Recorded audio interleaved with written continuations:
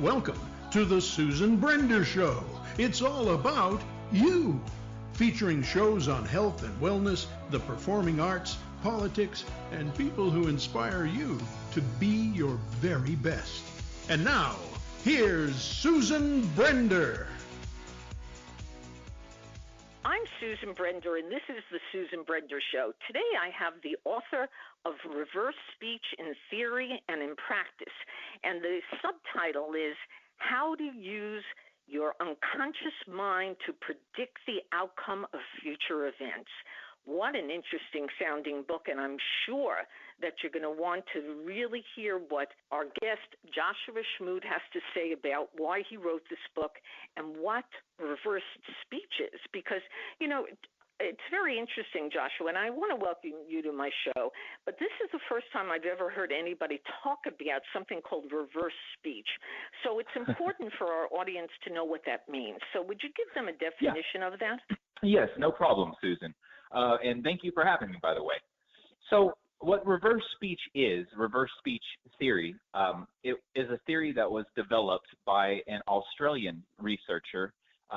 His name is David John Oates, and he wrote about this theory in 1987 in a book that was titled Beyond Backward Masking. And what he discovered back in the late 70s, early 80s, it was kind of a fad with a lot of ministers and preachers. They were playing records backwards and finding hidden messages in reverse. I remember Led Zeppelin's Stairway to Heaven as being a really popular example of reverse speech, basically, although they didn't call it that at that time. They thought it was, you know, the doing of demons, or it was something nefarious at work. Well, what David Oates discovered is that this phenomenon isn't just happening in music, and it's actually happening in everyday human communication. According to David, communication is bi-level, both forwards and backwards. So when we speak forwards, we actually generate what is called reversals backwards while we're speaking. These are messages that occur every 15 to 30 seconds when you play a track backwards of audio, human audio speaking. And these messages come from, according to David, from the unconscious mind. So he also put forth the theory of complementarity, which is whatever you talk about forwards, you get reversals about if you play it backwards. So, for example, if me and you were to talk about how our day went and, you know, we describe our day forwards, we would get reversals that reflect inner thought processes at the time of day that we're talking about that may give inner thoughts on our opinions during the day or what we may have been thinking or feeling throughout that day. So with the theory of complementarity, whatever you talk about forwards, you will get reversals about if you play the track backwards. But what's interesting about reversals is that they are actually created by the sound, the tonality of speaking when you speak. They're not created by the actual words, but by the actual tone of the words when you speak. So, for example, me and you could say the exact same thing forwards and play it backwards and get totally different messages in reverse. I'm going to interrupt you because let's talk a little bit more about that. So, all right, so the two of us have some sort of dialogue, okay, and we're speaking, and you're suggesting that the tonality or the way in which we sort of say this particular word gives an impression, and I'll use that word very loosely, an impression of what it is that we really mean. Is it a happy kind of impression? Is it a sad kind of impression? Is it a depressed, whatever? I mean, so the way we speak tells people about us. Is that what you're meaning to say? Yes. Yes. What I'm trying to say is that these messages are generated by the same part of the mind that is responsible for creating dreams. So when we speak, the messages that come in reverse typically will sometimes speak in everyday language, but on an even deeper level, they will use metaphors like my goddess is sick or my wolf is slain. But these messages occur on everybody. So we all generate what's called reversals, or backward messages, while we're speaking forwards. We just don't consciously realize that we're doing it. But really the best way to think about it is this comes from the same area of the mind that's responsible for the creation of dreams. So it's very similar to Jung's theories of the unconscious. I was David's student from 2007 to 2009. I'm a certified reverse speech analyst. And David borrowed heavily from Carl Jung's work with the unconscious and the levels of consciousness. So in reverse speech, there's three different levels of reversals that one could come across while they're speaking. And the first level is from the conscious area of the mind. These reversals will display inner thought processes at the time that you're speaking, and they generally talk in everyday language. So the reversals will sound very much like everyday speech. An example of this would be like, I could say forwards, I had a great day, and you play it backwards, and you would get a message like, it was lovely. It's speaking in everyday language. Second level reversals come from a deeper area of the mind, which is known as the personal unconscious, and this is according to Jung and David. And the personal unconscious, basically, the reversals that come from that area of the mind are actually memories. They are things that were once conscious, but due to the passage of time, have become unconscious. And these will use what's called operational metaphors. These are verbs that describe the act of outplaying of behavior. So an example of this would be something like, she sniffed me, or the dog ran to the sun. It's using metaphors to describe higher concepts and ideals, and it's also displaying the active outplaying of behavior itself. The third level of reversals come from the collective unconscious, or the deepest area of the mind, and these reversals use structural metaphors, which are noun, like goddess, wolf, Jesus, Buddha. These are structural metaphors. They're nouns that actually represent the sources and operations of human behavior. So at its deepest level, reversals that come from this area of the mind will actually display negative behavior patterns and the state and condition of the human soul of the person who's speaking. Yeah.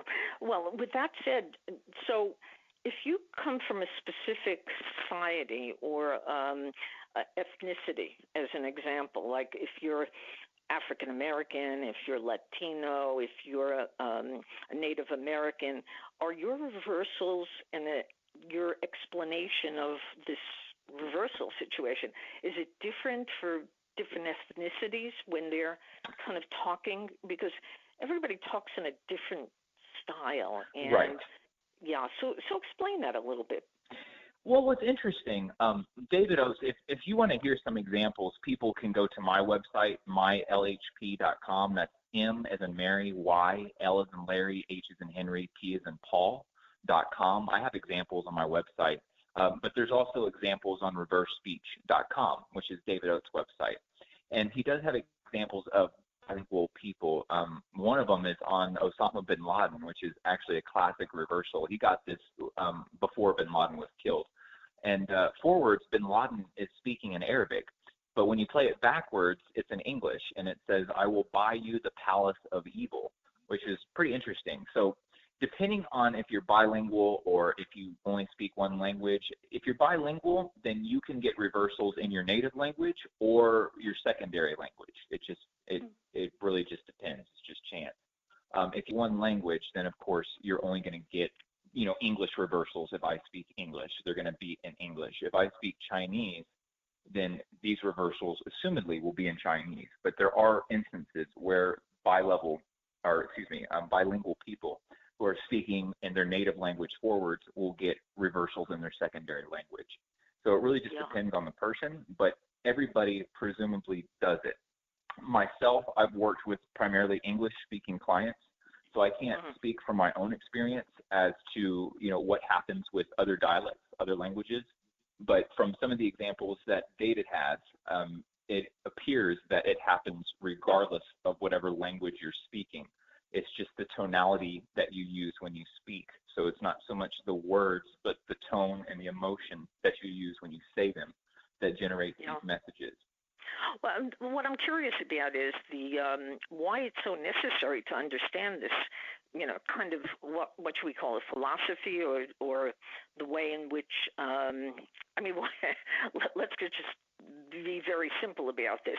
Why do we have to know about reverse speech? Well, what my book does is it teaches people how to use their speech reversals to predict the outcome of future events. But what David really developed, which is what I think is going to be the lasting aspect of his theories, is metaphor restructuring. So what David understood is that when somebody is using metaphors like my goddess is slain or my wolf is sick in reverse, the goddess is a metaphor for hope. So, and we all use that, at least in North America, we will use certain collective metaphors like goddess or Jesus. They're metaphors that are particular to a collective people or a collective cultural mass of people. So, for example, a Hindu will use metaphors like Krishna. They will use metaphors that are associated with their own cultural heritage. Let's just put it like that. So anyway, if somebody gets a reversal that says my goddess is slain, that means that that person has lost hope, because a goddess is a metaphor for hope. If you get a reversal like my wolf is sick, then that means that this person has lost motivation forwards. So what David understood is that behavior starts at an unconscious level and manifests consciously through time. So it starts inside and then manifests outwardly, kind of like the budding of a flower, right? So with Jung's psychology, you act as a sort of observer of unconscious content. You can't change anything in the unconscious. You can only observe what your dreams are telling you, write them down, and during the course of therapy, hopefully, at least according to Jung, the image of the self will arise, or it may even arise after therapy. But that's a whole nother discussion. Yeah, no, I was going to just say to you, in a practical way, because I'm trying to be as pragmatic as I can right now for our audience. And, it sounds to me that this kind of knowledge that they could get from your book can really determine how they're perceived. So say, for instance, they're doing an interview for a job. Mm-hmm. Can you prepare them through your I guess it's your therapy groups? What do you call them do you work with people individually? How does that happen? I do. Well, what I do mainly is metaphor restructuring. But to answer your question, yes, if they record themselves, hypothetically speaking, and just talk to themselves forwards and record it and ask themselves questions about the interview. So, for example, let's say I have a big job interview tomorrow, and I record myself the day before, and I kind of just backtrack on things I need to prepare for. And I just talk to myself, basically, and say, I've got this prepared for, maybe I need to work on this, maybe I need to do this. You will get reversals that complement what you're saying forward. So when you play it backwards, and this has happened to me many times, you will get advice and knowledge that you don't consciously even realize that you have.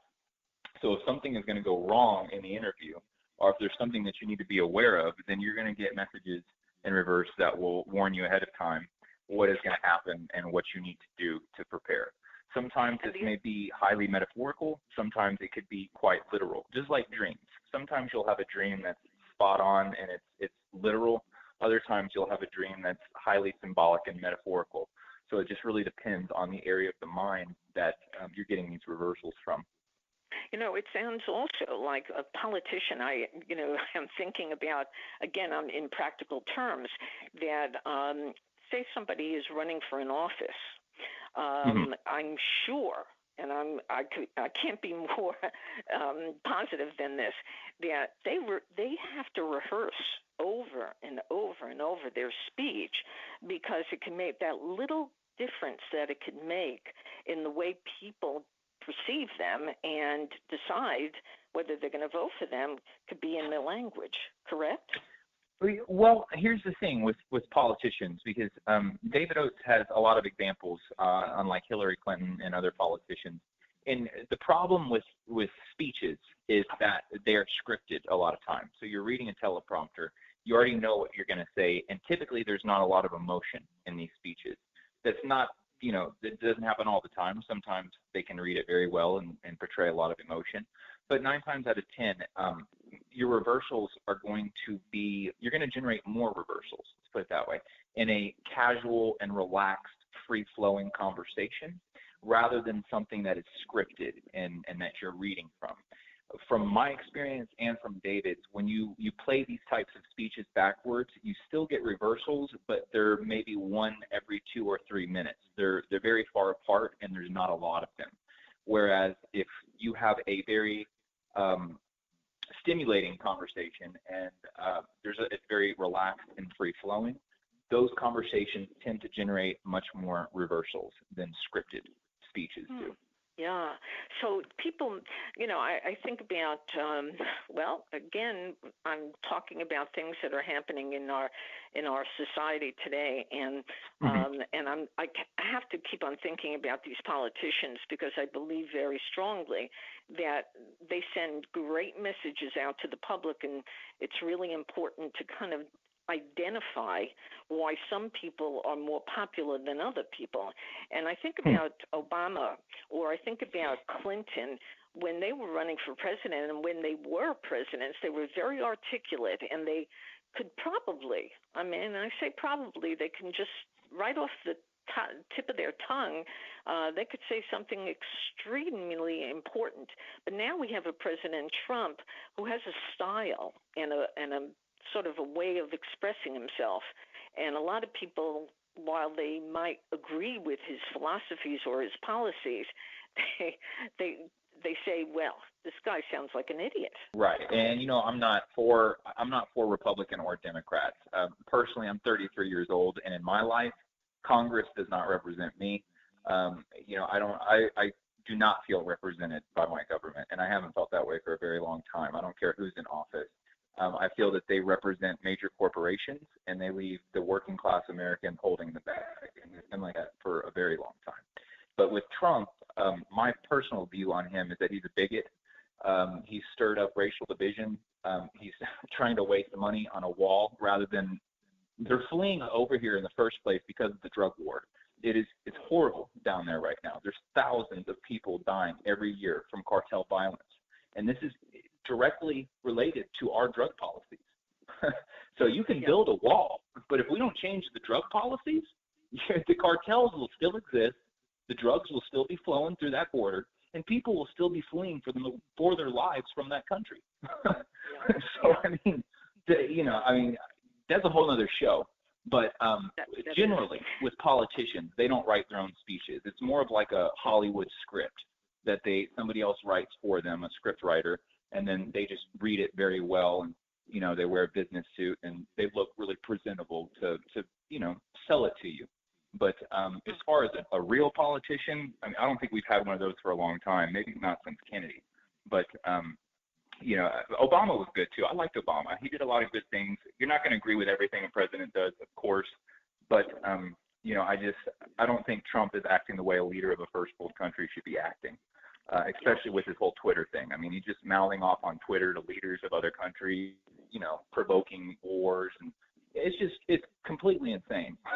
A leader of a country should not be acting like that. Obama had swag. Let's just put it like that. Obama had a certain amount of swag to him, so that was good. With Trump, it's too raw, I guess. I don't know how else to put it. It's not. It's just not the way a leader should be acting. Let's talk a little bit more about your book. What inspired you? There must have been a reason that you decided to write. Not everybody can do that, and so it sounds to me like your book was very important to you. You're a relatively young man who's decided that he wants to publish a book and also, certainly write a book. What was your inspiration behind that? Well, basically, back in 2008, when I was working on my analyst certificate, and David was my teacher during that time, in January of 2008, I was doing session work on myself and just asking myself where I would be in the next 6 months, what my plans are, how do I think those plans are going to pan out, et cetera, et cetera. And one of the reversals I got was summer of shame, let's miss it. And I'm thinking, summer of shame? This is in January, mind you. Well, in May of 2008, I was driving from Houston to Corpus Christi, and I got caught up in this small town named Edna, which is like population 4,000. They've been in the Austin Chronicle. The DA there's his name's Bobby Bell. They call him Billy Bob. I mean, you can't make this up. He's been railroading, especially black people. I mean, he gives them 99-year sentences for, a couple grams of crack. I mean, it's just crazy. Wow. It's insane. It's minuscule drug crimes and maximum penalties. And there's this 12-page expose on the town. If anybody wants to read it, they can just type in crackpot crackdown and Austin Chronicle, and they can read the whole article. Well, anyway, I was unfortunate enough to get caught up in this town. And, I smoke weed. It's no secret. I've smoked weed for 20 years. So, of course, I was smoking weed driving. But had I known where I was at, I probably would have done that.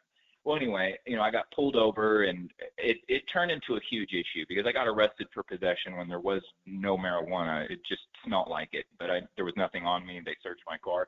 Well, they arrested me for possession anyway. And I'm like, what are you doing?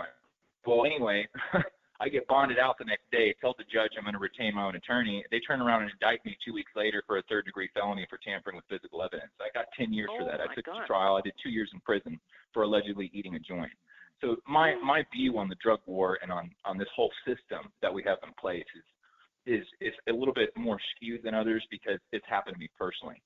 But anyway, so when all this happened, it's like my life got completely flipped upside down. Like, I have a master's degree. I couldn't teach because once you're a convicted felon in this country, you're a second-class citizen. So, your rights are gone, it's another issue. So that was what got me thinking. I was like, wow, man, if it could predict that, if it could tell me that this was going to happen, what if I used it in a controlled environment and, developed 14 questions, asked these same 14 questions to myself and 3 other subjects, get the findings and, propose the hypothesis, test the subjects, and then reform the hypothesis based on the findings. So that's really what I did. Basically what I did is I put forth a hypothesis in that book, and the hypothesis was when discussing the outcome of future events, using the kinesthetic sensory function, that is talking about what you feel, is more likely to generate future tense reversals, which these are reversals that predict the outcome of a future event or a negative behavioral pattern in somebody's life. Right. Then using the visual or auditory sensory function, that is talking about what you see and what you hear. So, for example, if I ask a question like, I feel this horse number 2 is going to come in first place. I feel this way because it's giving me some good vibration. That's using the kinesthetic sensory function in speech. If I say, I see this horse crossing the finish line in my mind's eye, just looking in my mind's eye, looking into the future, I see this horse winning. That's using the visual sensory function in speech. If I was to say, I hear that this horse is going to be very good. I hear this horse is going to just really steal the show tomorrow. That's using the auditory sensory function or talking about what you hear. So what I did is I developed 14 questions using those sensory functions, asked them to myself and 3 other subjects, and then develop the findings and reform the hypothesis. I mean, that's the book in a nutshell.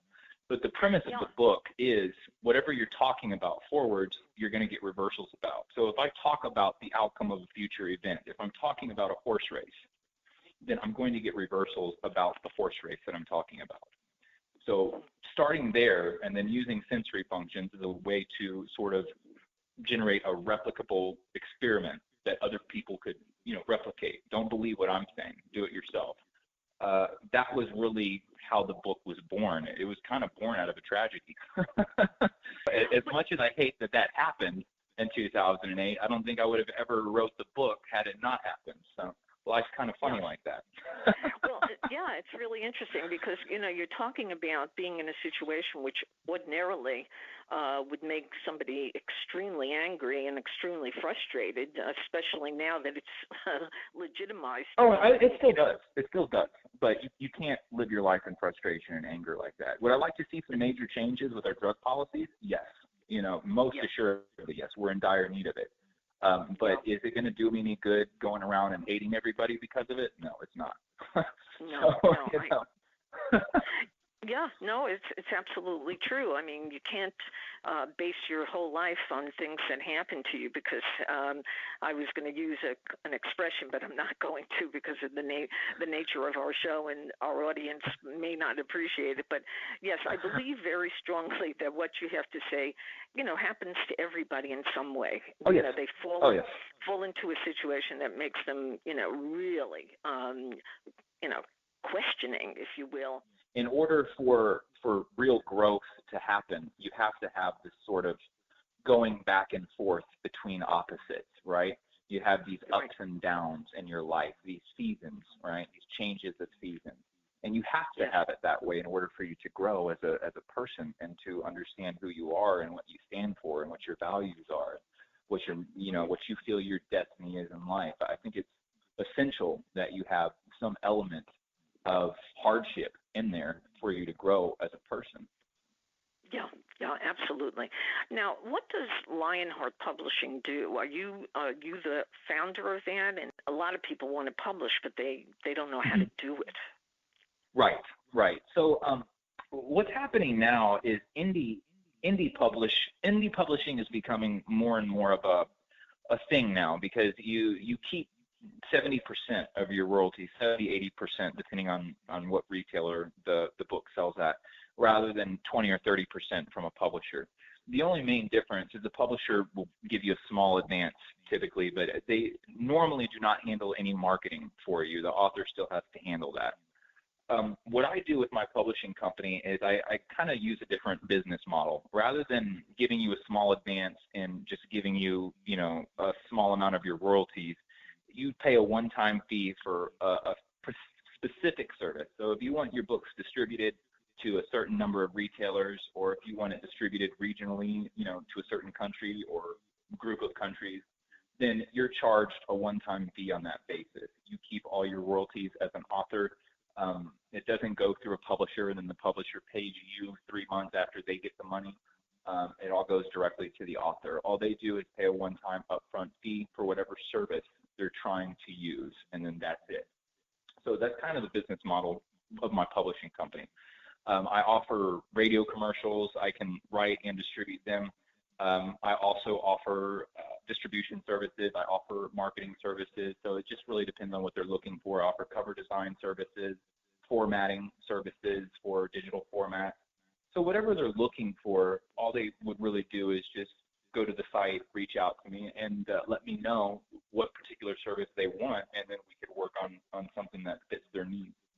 But that's pretty much how my publishing company operates. I've handled all my own distribution, my own cover design. I've done everything for my book for myself, and which has taught me a lot. And that's why I choose to help other authors in the same situation, try and get their book out there and help them in any way that I can. Well, that's pretty brilliant, because there are, as I said, there are so many people who are trying to publish, and most of them, we get back to that word frustration. They feel very frustrated because right now things are changing so fast, and everything is online, and all the everything is really based upon who you know, which is not different from before, because that also makes a difference. But last but not least, and this is what I'd like to know as well. And your free, you called it Udemy.com course. Udemy. What? Udemy. Yeah, now, where did you come up with Udemy? Like, is it university? Oh, no, I didn't come up with that. Udemy is a separate business. I'm an instructor on Udemy. So I have a few courses on Udemy. They're all free right now. I have one of the courses is an introduction to the analytical psychology of Carl Jung. And the other two courses are Book Distribution 101, and then the second course is Expanded Distribution. So there's total about 10 hours of educational content on there that's all free. If users or if listeners want to go to udemy.com and check it out, they can either search Joshua Schmude Udemy, or they can just go to udemy.com and type in Book Distribution or Carl Jung, and my courses should be some of the first on the list. Spell your name for them so that they know how to. Yes. It's a little difficult. My first name is pretty easy. It's Joshua, Joshua. My last name is a little tricky. It's S as in Sam, C as in Charlie, H as in Henry, M as in Mary, U as in umbrella, D as in David, and E as in elephant. There you go.